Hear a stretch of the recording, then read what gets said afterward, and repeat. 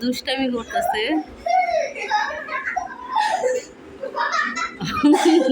আর কিছু খুঁজে পাইলো না।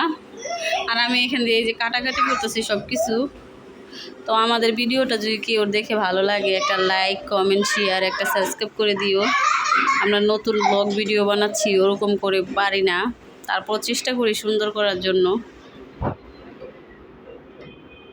সাথেই থাকো, দেখো আমি কিভাবে কি রান্না করতেছি। শাক, শুটকি ভর্তা, আজকে গুঁড়া মাছ, এটি আজকে আমাদের রান্না বান্না খাওয়া দাওয়া।